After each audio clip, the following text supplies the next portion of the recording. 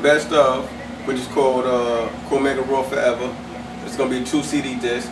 I'm working on a brand new album. It's going to be all new material, new Cormega album. And this is also the 10-year anniversary of the realness. So we got to come with that too, going down. Cormega Forever is basically like a best of, and it's going to be 2 discs, 2 CDs. So one CD will have like the stuff that people have grown to appreciate, you know, like some of my best songs. And then the second CD will be me working with a live band, sort of like MTV Unplugged type album. So it'll be me working with live musicians on the second album. And it's going to have guest appearances.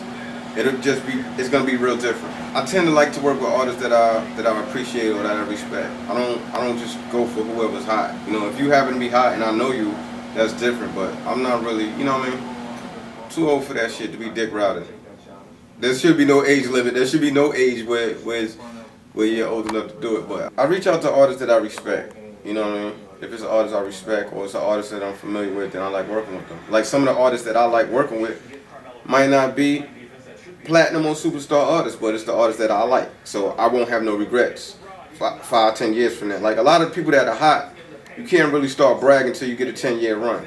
Like a lot of artists, you know what I'm saying? Once you've been there for 10 years, then you can talk shit. Like a lot of people be hot, then 3 years later, you're not even visible. You know what I'm saying? So I like working with MOP. That's like one of my favorite groups to work with. I like working with, you know, the artists that I like working with, you know, regardless of how big their sales are or how hot they are. I like fucking with artists that I like to fuck with. I respect all artists, you know what I'm saying? Even, like you gotta understand, there's a lot of young artists.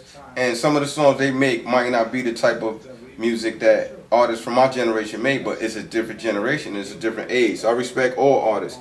I try not to put too many guests. I hate albums that got a bunch of features. If you make an album that has a bunch of features, it's not an album, it's a fucking mixtape or a compilation. So it's like, I try not to do that. And even if I do have a bunch of features, it'll be on one song. You know what I'm saying? As opposed to me having like a whole bunch of songs mega featuring this one and that. It takes away from people absorbing you as an artist. Like people might like the features more than they like you. I wouldn't consider it a brand new Cormega album because it's not going to be like, you know, I wouldn't consider it a Cormega album. It's going to be like a Cormega project. It's like a best of, but you're going to get a bonus. You're going to get 2 CDs, and one of the CDs is going to have stuff that's just real different. Everybody should do charitable things, you know. Every religious book says to give back. Every single one, from the Bible to the Torah to the Quran, every single one.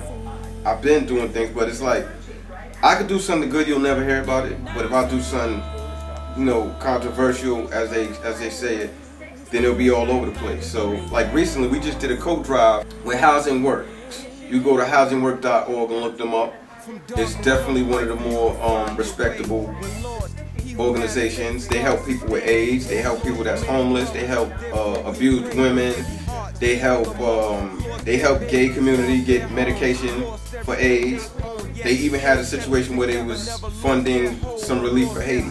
So like they help everybody. Like everything that you can think of, they help.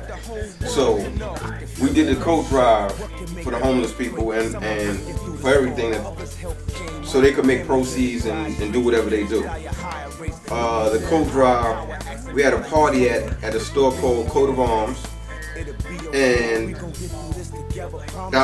the after party was a performance with me and a live band at Tammany Hall.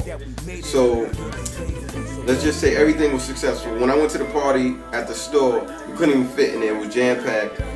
The whole back of the store was filled with coats. So I was humbled and I was humbled by that. The turnout was excellent. And then the actual show, I was nervous about that because so many people came to the store. I thought maybe they wouldn't go to the other party. The actual show was incredible. There's footage of that online, so I did that, and I'm proud of that. And then at the end of the day, we sat down and we was like, what we gonna do with the money?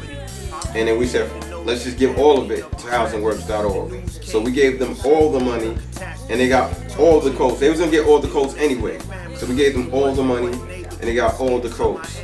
So that's one thing. And then my next project that I want to do to help people is going to be an education. My legacy, I don't want to be known as a controversial figure or just as a at rapper or the rapper that did this. I want to be known as a person. You know what I'm saying? I want my legacy to be more than that of a rapper or that of a so-called real nigga.